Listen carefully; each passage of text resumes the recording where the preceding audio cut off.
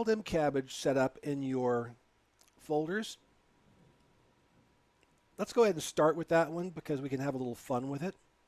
So I'm going to play Wild M Cabbage. A lot of people don't play the B part, and I don't know why, because the B part's really fun.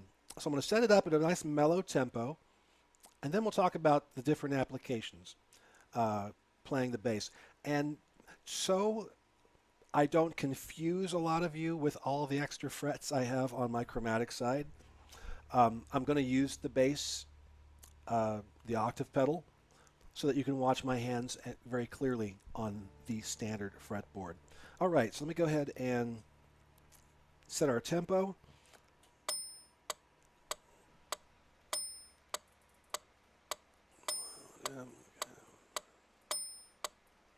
Okay, I'm 114 beats per minute. Wild M Cabbage down. We're going to take it nice and slow so we have room to think about what we're doing and stuff. I'm going to play it through the A part and the B part. When I set the loop, I'll stop it because I can start it again. But then we'll talk about each of these applications going in. Oh, hang on. There's one thing I got to do first. And I'm going to show you what I'm doing as I do this, just in case you guys are interested in this. And by the way, for you patrons out there, yes, I will be doing a series of looping workshops when I get back from tour. And this is the looper pedal that I recommend. So this is kind of a sneak preview of some of that stuff. I've got my tempo, and I've just got a very basic click going on. But in order for me to play into it with the recording of the loop, I need to step on the rhythm side and hold it down until this turns blue. Now when I click it, it'll automatically sync up the rhythm with what I'm playing. And I should probably wait before I do that. Okay, so we'll start, do a count in, and a little Wild M Cabbage.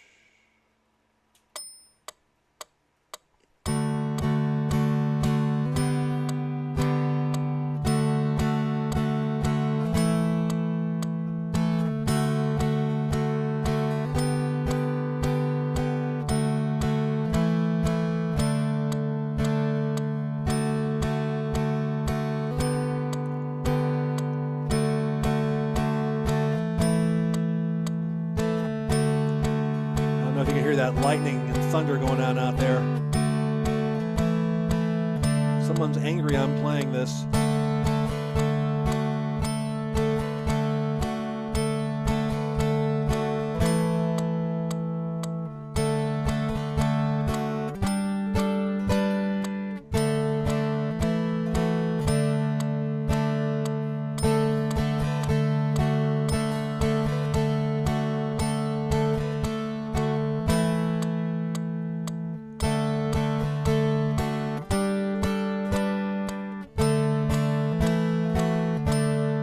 Set the loop.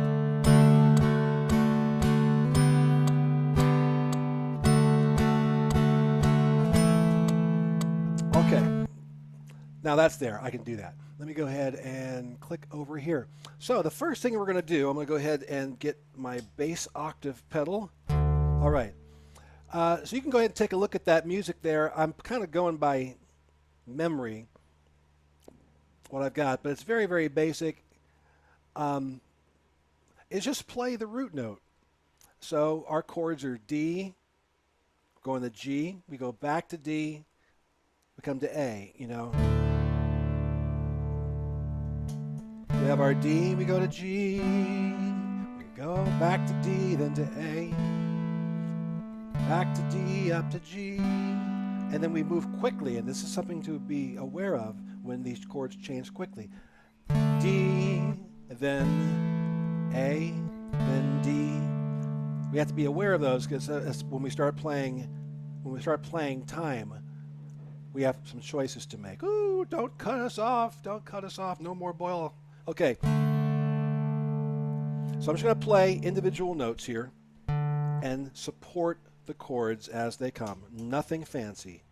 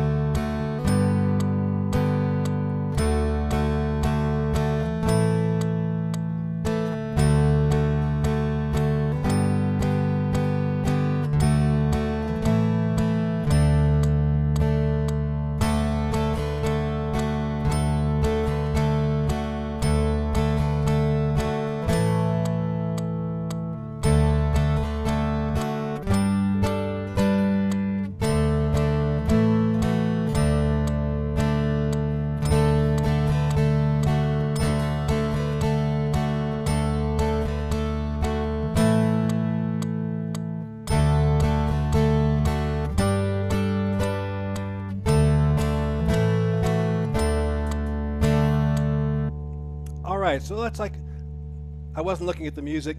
Sometimes I was playing half notes, 2 beats.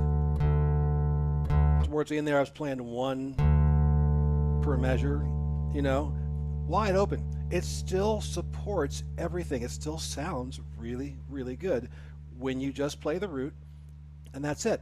But remember at the very beginning, I was talking about some of what the functions of bass are in music arranging. And one of them is that support we talked about, supporting the chord.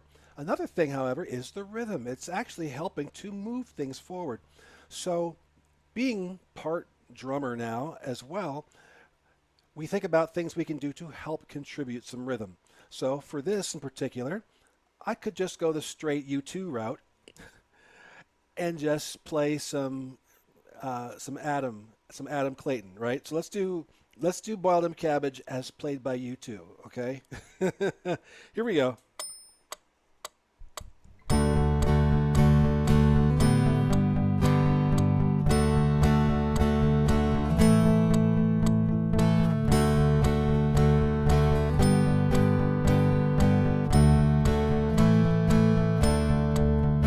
That's very effective. I'm hearing Bono singing Boiled Em Cabbage in my head. And oh my gosh, you don't want to be in my head right now.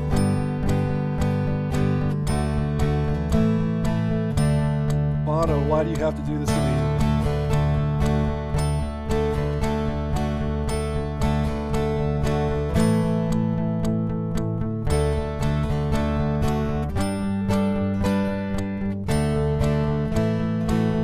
This is going to be on their next album, I'm telling you.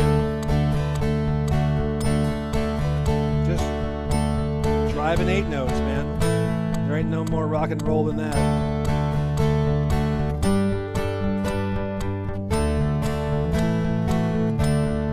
Let's try something more like...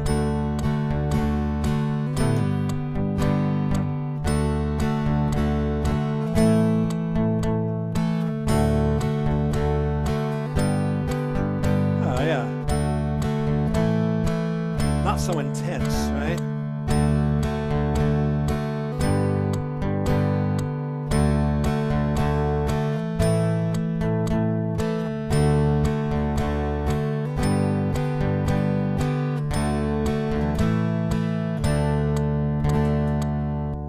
So you don't have to be boring with it. You don't have to play quarter notes. You know, you can have a little fun. You can play some syncopated something and just play one note, just the root note, and you'll never go wrong. You will always be playing the right note.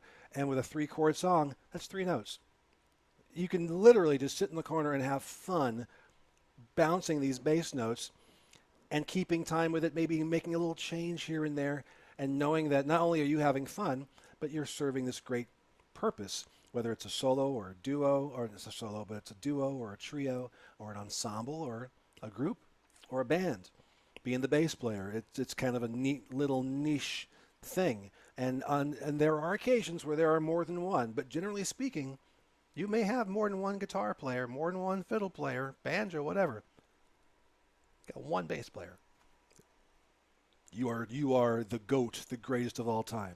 All right, let's take another look at something we can do here. We can play time. Playing time is adding some movement to the situation. It's definitely going to add a rhythm to the thing. And in order to be as ambiguous as possible while still being enough on the nose to support the chord, we're just going to focus on the root and the 5 of the chord. Play the bottom and the top of the chord. That gives us a nice even number to bounce back and forth, providing rhythm, and it sounds great. So let's go ahead and do a little Boiled Em Cabbage playing time. That means we're going to be working the root and the 5th for D, G, and A. So once again, of course, D, A is our playing time pattern for a D major. G down to D is our playing time for a G major, and A down to E is our A major. Notice the little hand movements I'm doing and how I'm kind of placing my hand to where they're in the span of the interval. So basically, I literally have got the bottom of the run and the top of the run.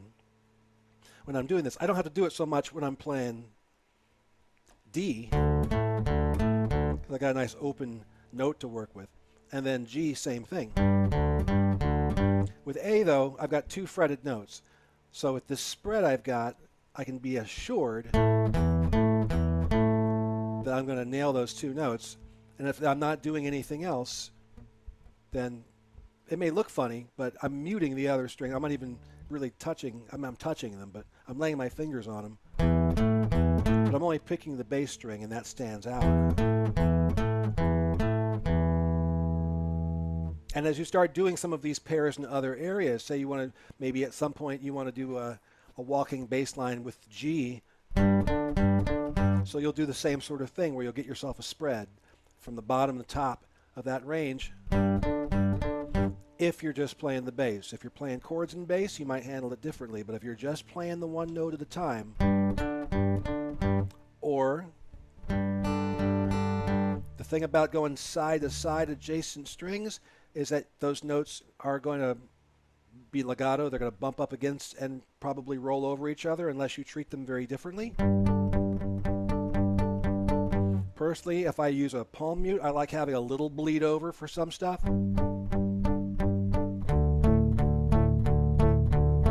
Just going back and forth. Never lose your place. It's super easy. But there's something also just about being able to do other stuff. And when I talked about that percussive stuff, you know, the mute also comes in handy. We'll look at that when we get into some more stylish stuff. Right now we're going to be playing the root and the 5, along with boiled M cabbage. I think the thunder went away. Good. Let's try not to stir up the ire of the gods again. Here we go.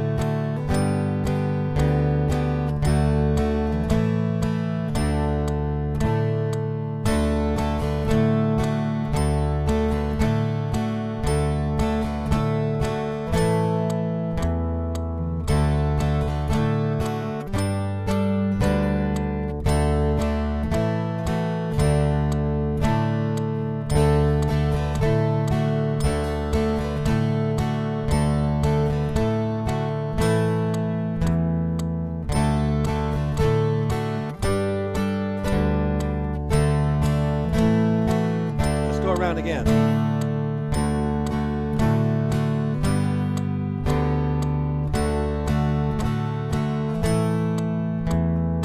G, D, A, D. Quick change. We're only playing the first note of each of the pair.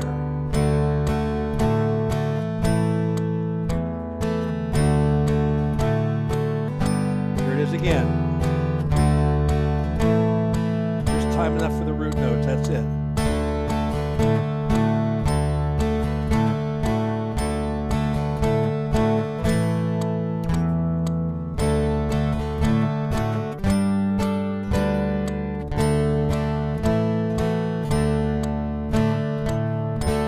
Getting fancy now.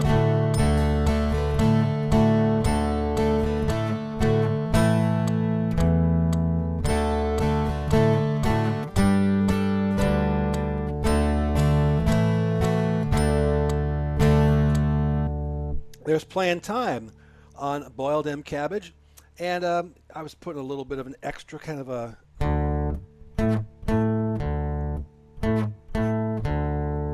sometimes having a note there and sustaining is important, and sometimes not having a note there.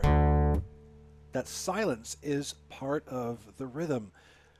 And any little thing we can do to add percussion helps. You've all seen bass players doing the hand slapping, dunk, dunk, dunk, dunk, dunk, dunk. Well, a lot of that is show, but a lot of it is very, very practical because they're actually creating additional percussion. And one of the techniques I like to use is kind of a scratching. So I got my hands, my left hand would be laying on top of the strings, not pressing down so that the strings are fully muted, and I can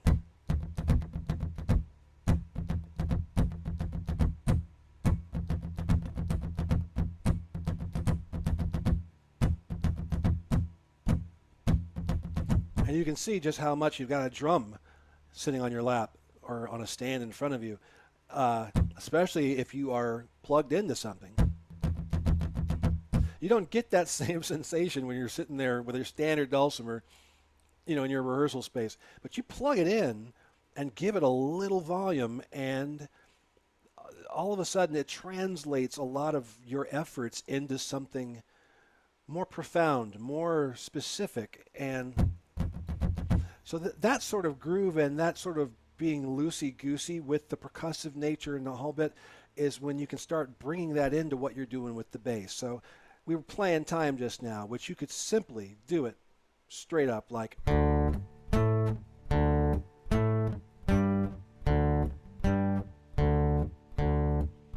Now you'll notice that I tend to come in here and stop and break up the notes a bit and put some space in between them. You can do them like this, of course. True legato, the notes are really bumping up against each other. But having that little kind of a scalloped out space in between the notes puts a bit more definition on the rhythm, and of course it really it adds to the entire percussive experience. So add a little bit extra instead of doing it all the way across the strings. Focus on the one string and maybe bring the right hand palm mute involved. And then suddenly, if you just control, if you're just going down in your notes and then you're lifting up and getting noise, then you can get something like this.